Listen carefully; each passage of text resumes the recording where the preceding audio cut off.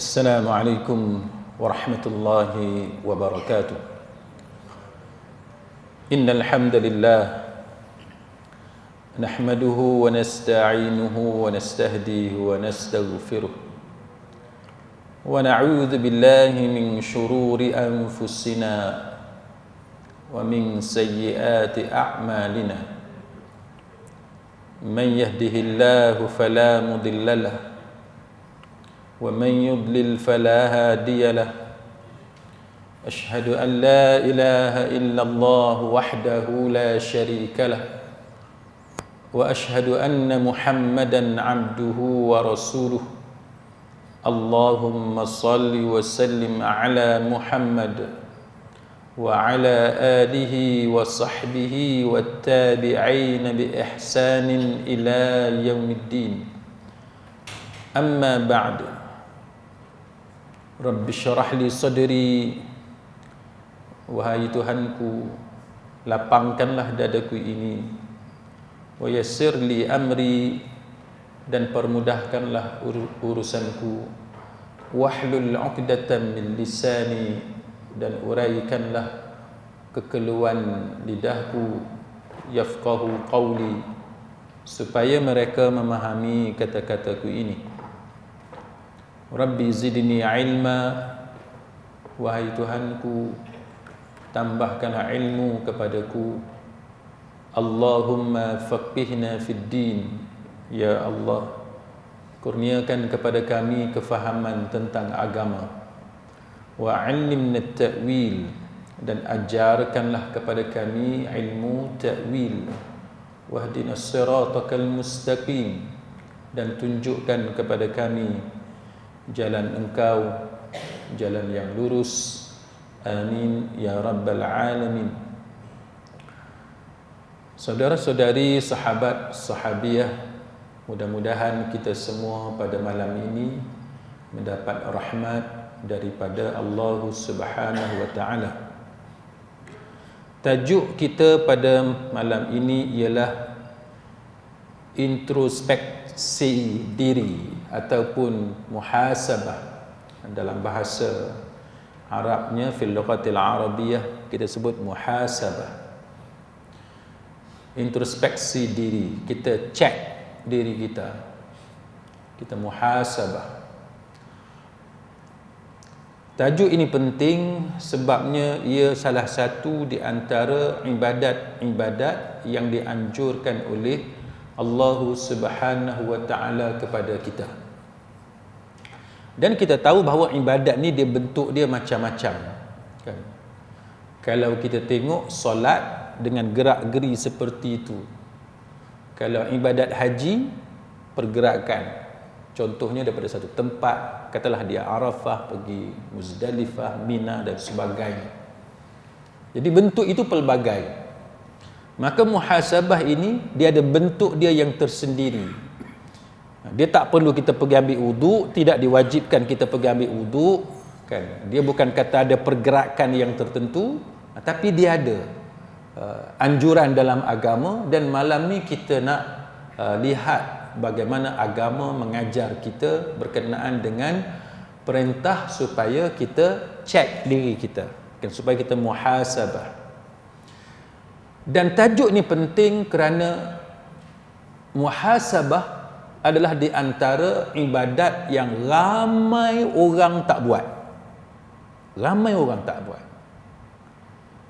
Dan sunnah daripada Nabi sallallahu alaihi wasallam, benda yang orang tak buat itulah yang sangat bagus untuk kita buat. Sebab kita hanya di antara manusia yang terpilih di sisi Allah Subhanahu wa taala. Jadi muhasabah ni dalam bahasa Arab itu hasaba yuhasibu muhasabatan. Maksud dia kita kira, hitung, kita cek diri kita. Syekh Muhammad Saleh Al-Munajjid dia kata apa? Dia kata yang dimaksudkan dengan muhasabah ialah kita memperhatikan amalan kita, kan? Kita perhatikan amalan kita. sembahyang kita macam mana, baca Quran kita macam mana, tutur kata kita macam mana, hubungan kita dengan masyarakat macam mana, kita cek. Itu muhasabah. Baik. Dan Syekh Munajjid kata kita diperintahkan untuk meninggalkan amalan itu kalau dia satu benda yang buruk. Kita dah cek, kita nampak ini benda buruk, maka kita dianjurkan untuk tinggalkan benda-benda yang macam tu. Dan kalau benda yang kita perhatikan itu kita dapati kita buat benda baik, maka kita diperintahkan untuk teruskan kebaikan itu. Itu yang dikatakan muhasabah. Jadi muhasabah ini adalah suatu perintah ibadah daripada Allah Subhanahu wa taala, sebab Allah Taala sebut dalam Quran. Allah Taala kata apa? Allah Taala kata a'udzu billahi minasyaitonir rajim. Ya ayyuhalladzina amanu taqullaha wal tanzur nafsum ma qaddamat lighad wattaqullaha innallaha khabirum bima ta'malun. Wahai orang-orang yang beriman, bertakwalah kepada Allah. Hendaklah setiap orang memperhatikan apa yang telah dia buat untuk hari esok. Dia kena cek dia buat apa untuk hari esok, mana untuk hari akhirat, apa yang dia dah buat, apa yang dia dah prepare. Bertakwalah kepada Allah, sungguh Allah Ta'ala maha mengetahui apa yang kita kerjakan, apa yang kamu kerjakan. Jadi Allah Ta'ala dia memang perintahkan supaya kita perhatikan amalan kita untuk hari akhirat. Dia macam kereta kita. Kereta kita dia ada maintenance schedule, kan? Jadual penjagaan.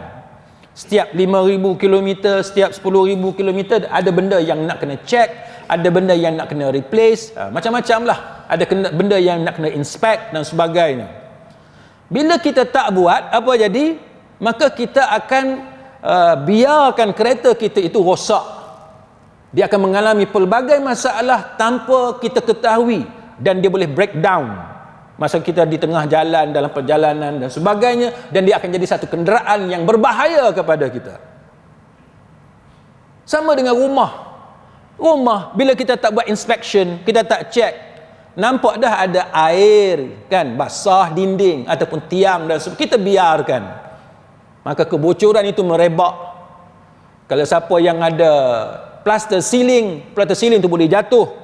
Tuan boleh tengok dalam YouTube, banyak orang nak tunjuk, kan, rumah yang tidak dibersihkan, lalang naik, ular pun boleh ada, kan. Tuan boleh tengok berapa banyak dah orang share dalam media sosial, ular masuk dalam rumah, kan, sekeliling itu semak samu dan sebagainya, longkang tersumbat dan lain-lain. Pasal apa? Sebab kita tak ambil peduli.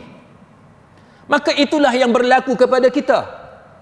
Bila kita semayang, kita baca Quran, dan kita tidak muhasabah amalan yang kita buat.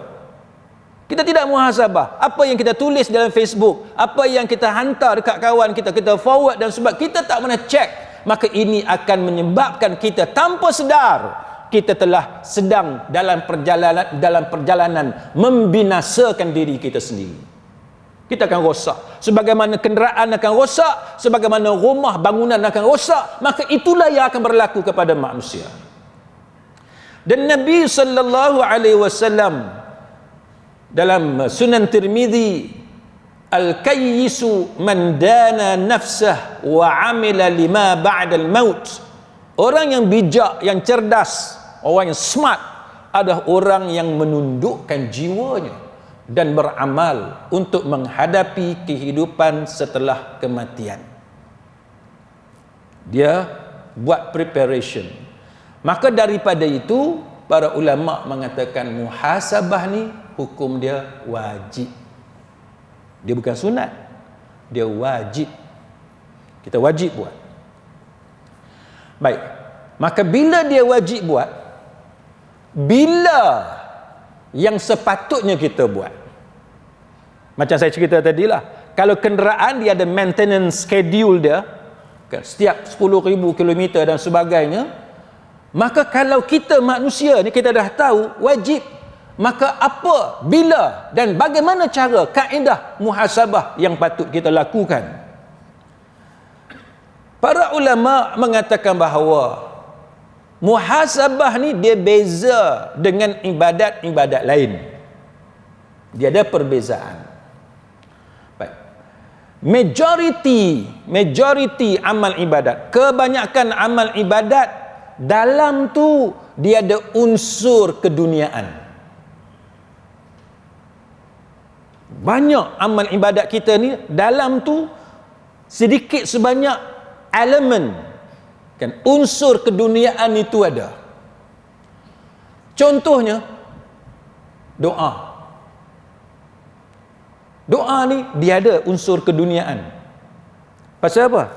Sebab kita disuruh berdoa, sama ada benda akhirat ataupun benda dunia. Tuan-tuan nak rezeki, tuan-tuan nak sihat, anak dara kita dah jadi andartu, dah umur 30 tak kahwin-kahwin lagi, kita susah hati, kita minta dengan Allah supaya adalah calon suami dia, kan. Rumah kita ni kita nak kena jual, tak laku, tak ada orang nak beli lagi, kita minta dengan Allah. Itu unsur keduniaan. Samalah juga dengan perkara lain, sedekah, sembahyang dan sebagainya. Termasuklah ibadat seperti sembahyang. Kita sembahyang berjemaah ni tuan-tuan, datang masjid, datang surau, kadang-kadang dia datang dalam diri kita nak menunjuk dekat orang. Dia ada perasaan macam tu, dia ada. Cuma terpulang kepada kita mampu menangkisnya ataupun tidak. Kita jadi imam sembahyang, kita jadi Bilal, kita jadi qari, baca Quran, sedap, orang puji. Kok mana pun dia ada elemen keduniaan. Populariti, kemasyhuran, orang sebut nama kita. Ustaz-ustaz yang mengajak orang datang mengaji, kok mana pun dia ada lintasan dalam diri dia. Oh, kuliah aku orang ramai, orang view banyak, followers aku ramai. Maka ini antara unsur keduniaan. Maka tuan-tuan sekalian, Allah Ta'ala sebut dalam surah Qiyamah, iaitu balil insanu ala nafsihi basirah. Bahkan manusia itu menjadi saksi ke atas dirinya sendiri. Kita lebih tahu siapa diri kita. Ada orang duk cakap pasal satu orang selebriti yang dituduh dengan kesalahan seksual. Polis yang jadi IO, Investigation Officer, pegawai penyiasat, dia bagi keterangan dalam mahkamah. Dia kata dalam phone hamba Allah tadi, history dia pergi melawat benda-benda hak tak elok. Tuan-tuan, ini contoh bagaimana Allah bila dia buka aib kita, habis satu dunia tahu. Sedangkan berapa ramai orang yang menggunakan smartphone dia untuk benda-benda yang tidak elok, orang tak tahu. Orang tak tahu. Kita duduk dalam bilik seorang-seorang, kita duduk ke pejabat seorang-seorang, duduk dalam kereta seorang-seorang, orang tak tahu. Isteri kita pun tak tahu, anak kita pun tak tahu. Tapi Allah menutup aib kita. Apa yang kita tonton, apa yang kita layari, Allah Ta'ala tutup aib kita. Tapi bila Allah membuka aib kita, tuan-tuan sekalian, habis satu dunia tahu. Apa perasaan seorang anak bila orang berbicara tentang ayah dia yang melayari benda-benda tak baik? Walaupun semua orang tahu benda ni boleh kata ramai orang buat, tapi ini contoh, tuan-tuan sekalian, bila Allah Ta'ala buka aib, dia akan sangat-sangat mengaibkan. Sangat-sangat mengaibkan. Maka sebab itu agama mengajar kepada kita supaya kena buat muhasabah. Kena buat muhasabah, kena buat. Sebab setiap orang tidak boleh mendabik dada yang dia tak buat benda dosa. Tak boleh. Setiap orang pasti ada dosa dia, pasti ada kesilapan dia. Maka kena ada muhasabah. Maka tuan-tuan sekalian, kebanyakan, majoriti orang yang buat muhasabah diri ini biasanya dia buat waktu malam, masa tak ada orang. kita seorang-seorang. Qiyamul lail sebagai contoh, tengah malam ataupun awal pagi, masa orang tidur, kan, masa orang tidak melakukan ketaatan, sedangkan ibadah yang dilakukan ketika mana majoriti orang tidak melakukan ketaatan, itulah ibadat yang mempunyai fadilat yang paling besar. Contoh qiyamul lail. Qiyamul lail ni tuan-tuan, majoriti orang tak buat. Majoriti kebanyakan orang tidur. Tiba-tiba kita hak bangun. Maka fadilat itu sangat besar. Sebab dalam keadaan orang rata-rata tidak sembahyang, tidak buat ibadat, kita hak bangun. Sebab itu dia fadilat dia besar. Sama sebagaimana dalam keadaan masyarakat rosak, punah. Masyarakat tidak memandang berat kepada sunnah Nabi. Tapi kita yang ambil berat sunnah Nabi.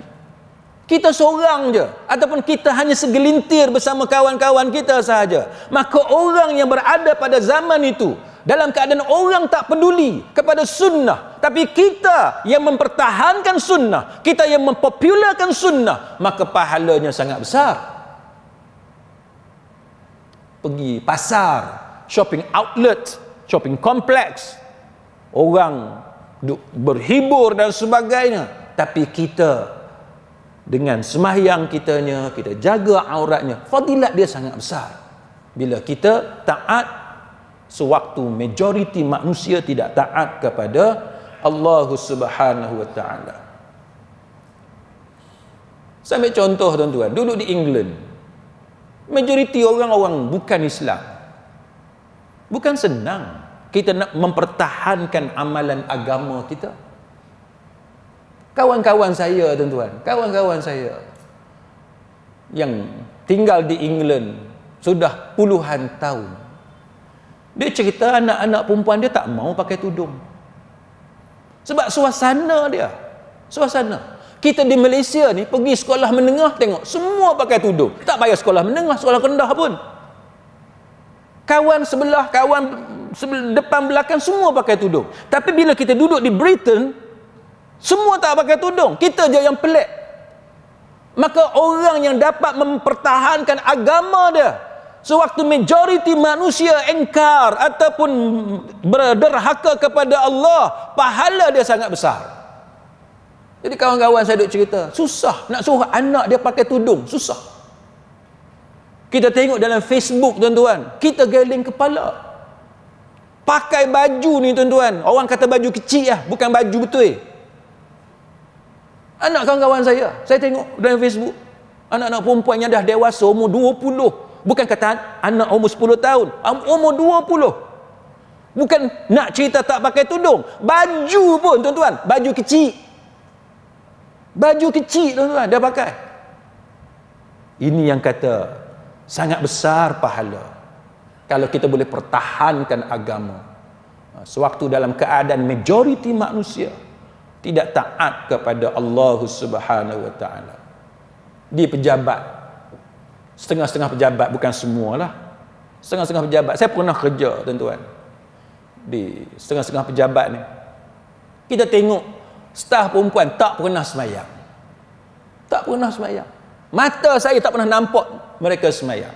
Sedangkan kita tahu tempat sembahyang kat mana di dalam pejabat tu. Kok mana pun kena, dia akan selisih juga kalau sembahyang ni. Kita tahu siapa dia hak sembahyang. Bila kita tanya pasal apa kak tak sembahyang, dia kata susah. Ni make up nak buka macam mana? Make up ni nak buang macam mana? Nak cuci macam mana? Payah, leceh. So hak senang macam mana? Dia jamak semua. Dia jamak semua. Saya pun tak tahulah, saya mengaji tak habis ke. saya tak tahu ada jamak lagu tu. Dia sampai kat rumah, saya tanya dia, sampai rumah pukul berapa? Dia kata kadang-kadang sempat maghrib, kadang-kadang maghrib pun habis dah, hujung dah. Mana dia jamak apa? Zuhur, asar, maghrib, masuk dalam isyak. Hak tu memang takhir sungguh. Hak tu memang takhir sungguh. Orang takhir zuhur masuk asar, dia tak. Zuhur, asar, maghrib masuk dalam isyak tu sekali. Agak jangan dengan subuh sekali. Bangun pagi nak pergi ke pejabat, subuh tak ada sembahyang. Tak tahulah tuan-tuan. Sebab nak kena bersolat. Jadi siapa yang boleh sembahyang di pejabat dalam keadaan rata-rata kawan-kawan dia, kliks dia, semua tak sembahyang, maka orang ni pahala dia sangat besar. Sebab cabaran dia tu tinggi. Sebab cabaran tu tuan-tuan. Maka sebab tu kita, walaupun kita sedar majoriti orang tidak bersama kita, ni macam politik pula. Orang kaya tidak bersama kita, ada tu cara politik. Walaupun majoriti orang tak bersama dengan kita, tak semayang sekali dengan kita, tapi bila kita semayang seorang-seorang, walaupun orang lain tak semayang, pahalanya sangat besar. Sangat besar tuan-tuan. Maka sebab tu muhasabah ni dia ada fadilat dia yang sangat istimewa. Contoh kan, ulama bawa lah kenapa mereka kata muhasabah ni sangat besar pahala dia. Contoh, mereka mengatakan bahawa pernah sekali sahabat nama Usamah bin Zaid, dia tanya dekat Nabi sallallahu alaihi wasallam.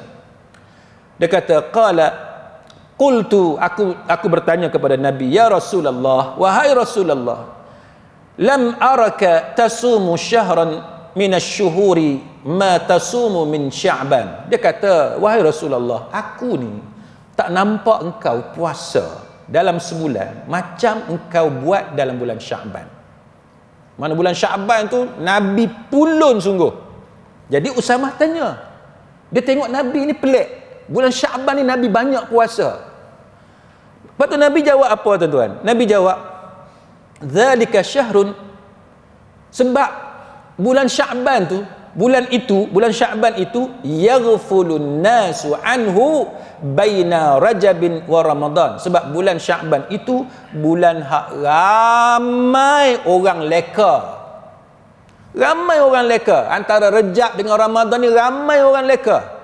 Dan Nabi kata, wa huwa syahrun turfa'u fihi al-a'mal ila rabbil alamin fa uhibbu an yurfa'a amali wa ana sha'im. Dia kata bahawa bulan Sya'ban juga bulan yang diangkatkan kepada Allah amalan, maka aku mahu amalan aku diangkat dalam keadaan aku berpuasa. Disahihkan oleh Imam Ibn Khuzaimah. Baik, ini yang dijadikan dalil oleh ulama untuk mengatakan bahawa sunnah yang diajarkan oleh Nabi ialah kita pulun benda yang orang lalai masa tu. Kita buat apa pun, masa orang lalai itulah kita jaga sungguh-sungguh ibadat kita kepada Allah Subhanahu wa taala. Baik. Maka macam mana kita nak belajar muhasabah? Kaedah yang macam mana kita nak buat? Baik. Maka Imam Umar Al-Khattab radhiyallahu anhu, dia kata bahawa hisablah diri kamu sebelum kamu dihisab oleh Allah Subhanahu wa taala. Jadi ini antara benda yang dipesan oleh Umar Al-Khattab radhiyallahu anhu. Baik, jadi macam mana yang disebut oleh para ulama cara-cara kan, kaedah untuk kita bermuhasabah. Apa yang kita akan dapat daripada muhasabah ini? Baik. Antaranya ialah ia adalah suatu apa yang disebut sebagai suatu hasil yang diibaratkan seperti buah yang manis. Kan? Seperti buah yang manis. Yang mana ketika mana seseorang itu dia bermuhasabah, dia akan nampak depan dia tu dosa-dosa yang dia buat. Maka apa perasaan kita bila kita nampak depan kita tu dosa? Apa yang kita buat? Saya percaya tuan-tuan juga sama seperti saya. Kita ada benda hak kita minat. Kan? Benda hak kita minat. Dan kalau kita buat benda tu, kita jumpa masalah tu, kita rasa seronok sangat. Contoh mudah. Saya dulu-dulu masa muda, lah tua dah. Masa muda-muda dulu tuan-tuan, suka sangat kereta ni saya buat sendiri. Kereta saya buat sendiri. Benda mudah-mudah lah. Contohnya tukar minyak hitam, tukar oil filter, tu saya buat sendiri. Jet naik atas, kan? Saya ni penakut. Bila jet naik atas, takut kereta tu hempap kita duk tengok macam-macam dah duk jadi dekat orang. Kita nak masuk ke bawah tu, memang saya takut. Jet ke atas, sanggup buka tayar tu, buh kat bawah, lapik.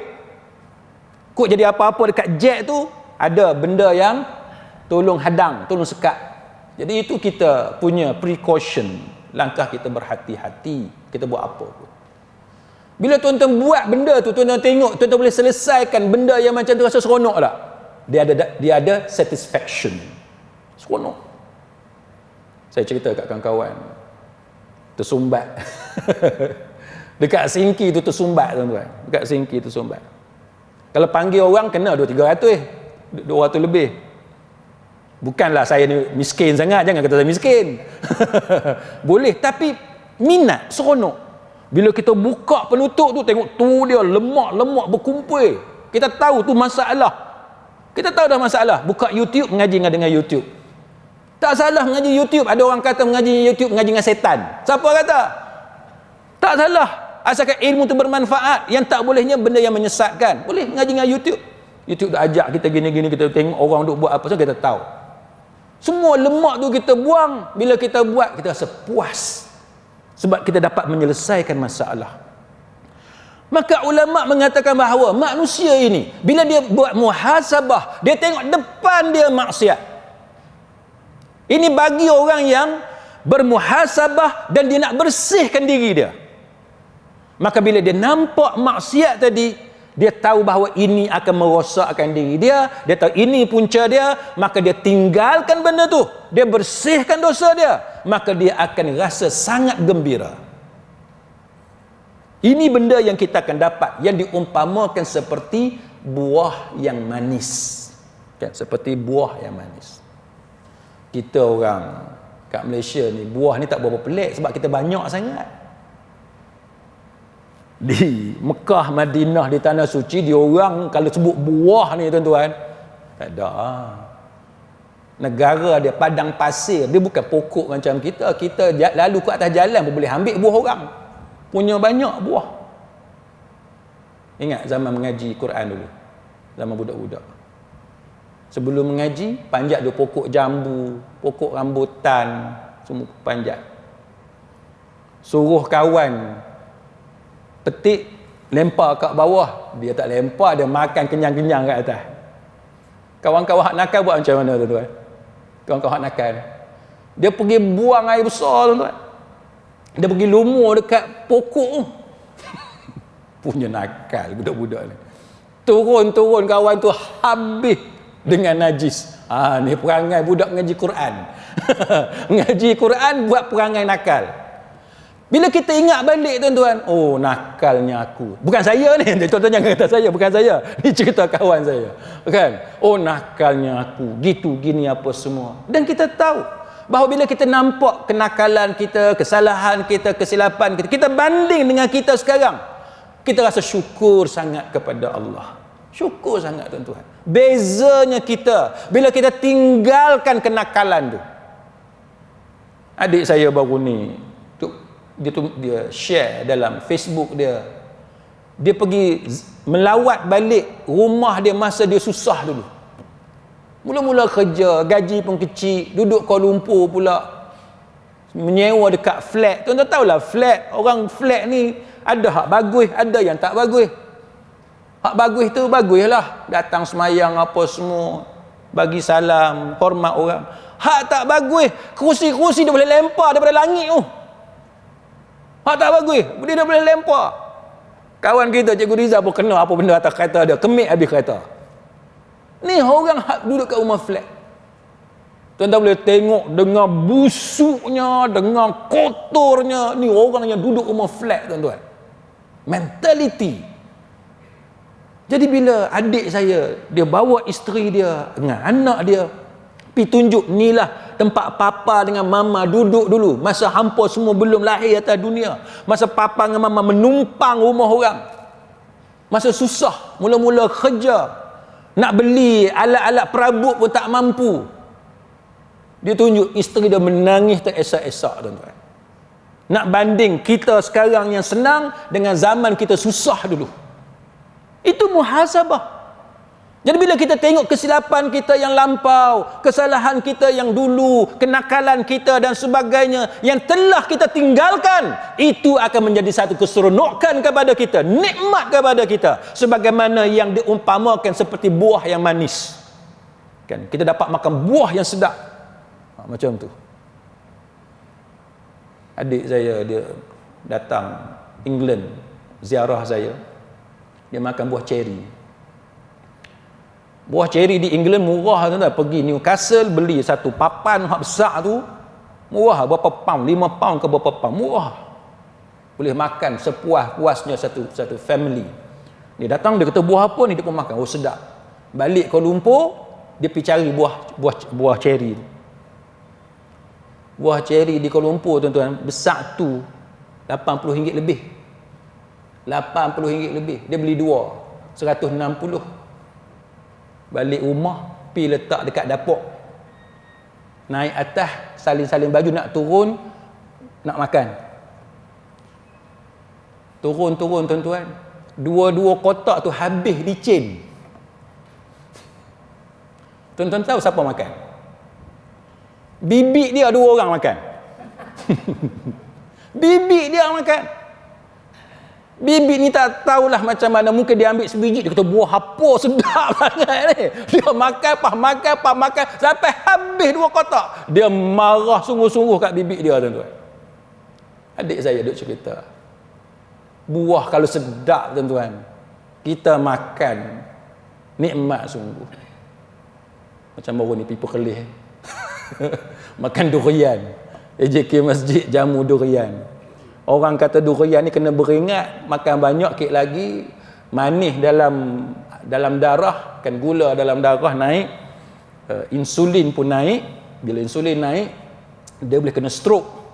Dia adalah kajian. Tuan-tuan boleh tengok, tuan-tuan boleh baca kajian dalam medicine sekarang ni, kaitan gula yang banyak yang kita ambil itu dengan stroke. Macam mana pembuluh darah ni dia boleh jadi hilang elastik keanjalan dia tadi. Jadi dia boleh pecah. Sebab tu kena hati-hati nak makan benda manis, terutamanya waktu malam. Kan? Jadi bila tengok buah kat depan, hak bak sakit ke bak mati, letak tepi dulu. Makan dulu kan. Makan dengan mana? makan. Sampai bilik hotel nak tidur baru teringat, aku ni buka mata pagi esok kok duduk alam lain apa. Takut juga, bukan tak takut, tapi nak cerita benda sedap, dia hilang habis hak takut tu pasal sedap. Ni masalah dia. Tak kata kat orang, saya pun lagu tu. Jadi kita kena beringat, sedap tu memanglah sedap, tapi tu kena ada. Kena balance, kan? Kita nikmati kesedapan rezeki tadi, pada masa yang sama kena beringat juga, kan? Kena beringat. Jadi sebab itu ulama dia buat muhasabah ni diumpamakan seperti buah yang manis, yang sedap untuk dinikmati. Sebab orang bila dia makan buah sedap ni, dia memang enjoy sungguh, memang sedap sungguh. Maka bila manusia melihat kemaksiatan, kan, yang banyak dia buat, tapi dia akan heran. Manusia dia akan hairan bila dia bermuhasabah. Dia akan tengok begitu banyak senarai maksiat yang dia buat, dosa yang dia buat sangat banyak, tapi dia akan hairan kenapa dalam keadaan dia melakukan dosa yang banyak, Allah Ta'ala masih bagi rezeki yang banyak kepada dia. Dia akan heran, pasal apa aku buat dosa tapi Allah Ta'ala bagi rezeki kepada aku.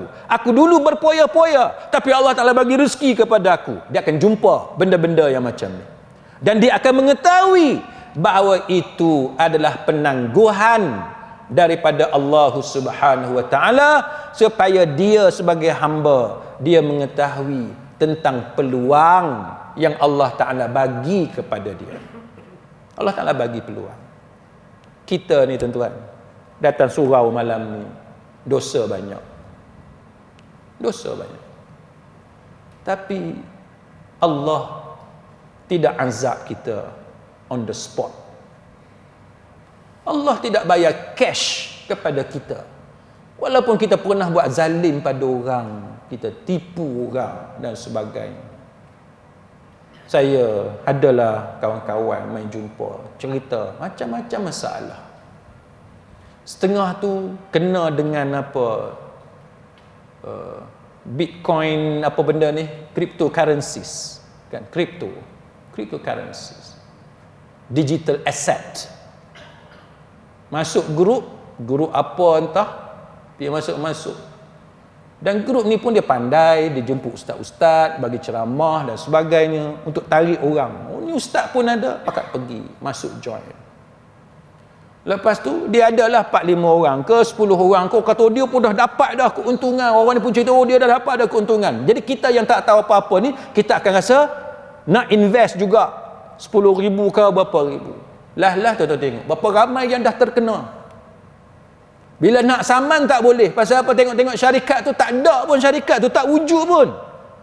Dia bukannya registered companies dalam senarai bank negara ataupun Securities Commission, SC. Tak ada. Maka ini yang menyebabkan orang ramai yang terkena. Jadi kita, tuan-tuan sekalian, kita jangan duk tipu orang. Okay? Jangan duk ambil kesempatan atas keinginan manusia untuk kaya. Kita pau duit orang, kita kena ingat semua tu akan digantung di leher kita, dibebankan kepada kita. Kita ambil tanah orang, hak tu akan dibebankan atas tengkuk kita di hari akhirat. Kita nak bawa macam mana beban ni? Jangan. Okay. Allah Ta'ala sebut dalam surah Al-A'raf ayat 182, وَالَّذِينَ كَذَّبُوا بِآيَاتِنَا سَنَسْتَدْرِجُهُمْ مِنْ حَيْثُ لَا يَعْلَمُونَ. Dan orang-orang yang mendustakan ayat-ayat kami, nanti kami akan tarik mereka dengan beransur-ansur ke arah kebinasaan dengan cara yang tidak mereka ketahui. Jadi Allah Ta'ala kata dalam ayat ni pelan-pelan, sikit-sikit Allah Ta'ala tarik. Jadi masa ada peluang ni tuan-tuan, kena taubat cepat-cepat. Kena kita bertaubat cepat-cepat. Jangan sampai rezeki yang Allah Ta'ala bagi ini dalam bentuk istidraj. Dan Nabi sallallahu alaihi wasallam mengatakan an-nadamatu taubah. Menyesal itu adalah taubat. Jadi kita nak kata taubat tu apa dia? Bila kita menyesal, aku tak patut buat macam ni, aku tak mau buat dah, maka itulah yang dikatakan taubat. Kita ni macam-macam kesalahan kita tuan-tuan kan? Macam-macam. Kadang-kadang dengan sebab kita dengki dekat orang kan? Iyalah, dengki ni semua orang ada, cuma kita layan dengan tak layan je perasaan tu kan? Dengki ni semua orang ada.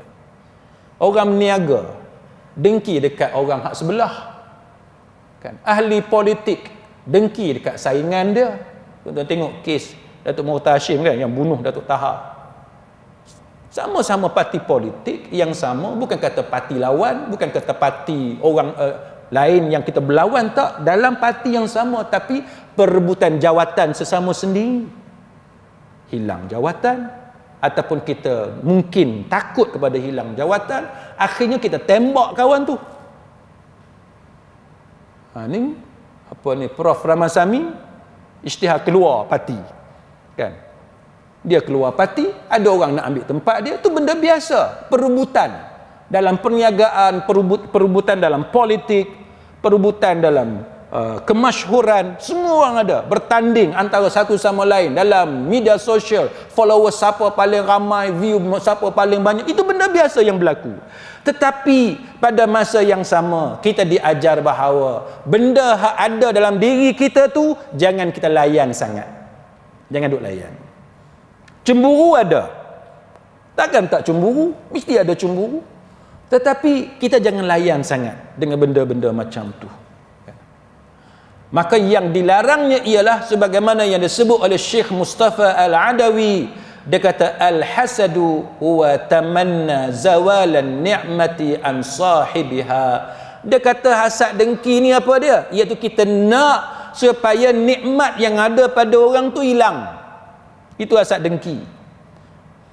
Jadi kita suka kalau benda yang dia ada tu hilang. Kita suka.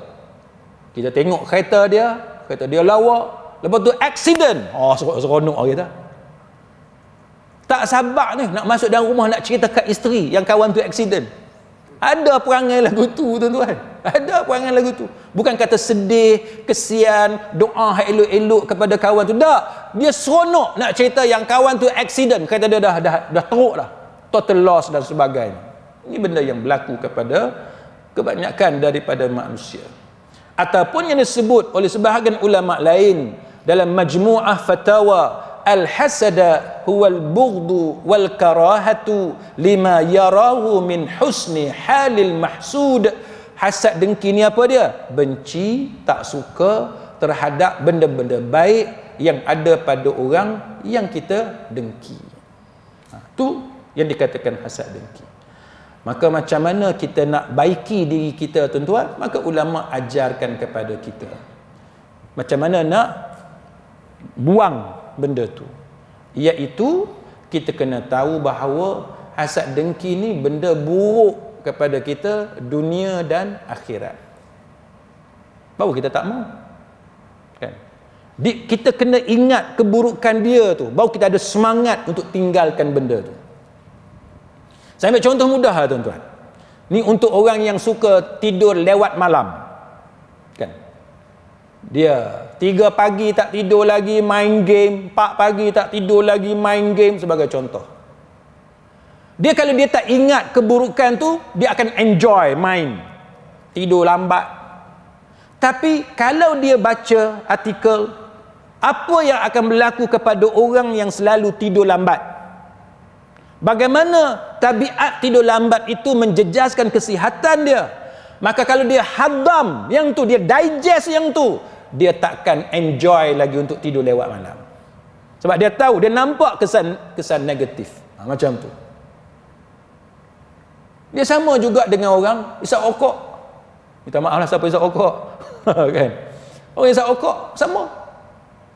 Kalau dia hayati, dia hadam, dia digest akibat buruk isap rokok, dia takkan isap. Ambil kotak rokok, tengok gambar tu. Contoh kan. Oh ni kanser apa semua, kanser paru-paru, kanser itu. Tengok apa semua, baca. Bayangkan benda tu kena dekat kita. Na'udzubillah. Kita akan datang rasa takut. Dia akan datang rasa takut. Sebab kita hayati benda tu, keburukan itu. Tapi yang orang duk ketegak juga ni pasal apa? Sebab dia tak peduli pasal keburukan yang orang cerita. Tidur lewat malam, mak dengan ayah ni duk pesan popek-popek, tidur lewat malam ni bahaya untuk kesihatan macam-macam. Dia tak peduli, dia suka main game. Maka apa akan jadi? Dia tak peduli bahaya akibat daripada tidur lewat malam. Itu yang berlaku. Orang isap dadah, cuba tuan-tuan tengok orang isap dadah. Bukan tak tahu orang isap dadah macam mana. Cuba tuan-tuan tengok muka dia dengan cengkung, ni rapat ni. Daging pipi ni, tulang pipi ni keluar, timbul. Lawa ke muka kita bila kita muka macam tengkorak? Tak lawa, tuan-tuan. Tapi kerana dia membesarkan nikmat dengan dadah tadi, dia tak peduli dah semua bahaya tadi. Dia berada dalam dunia dia sendiri. Cuba tuan-tuan tengok yang kena tangkap, yang kena bawa ke mahkamah. Cuba tuan-tuan tengok. Kita tengok muka dia pun kita sedih tengok. Maka bila kita perhatikan kesan negatif itu, kita akan jadi rasa takut. Itu tujuan takut yang Allah Ta'ala bagi kepada kita. Ya. Baik.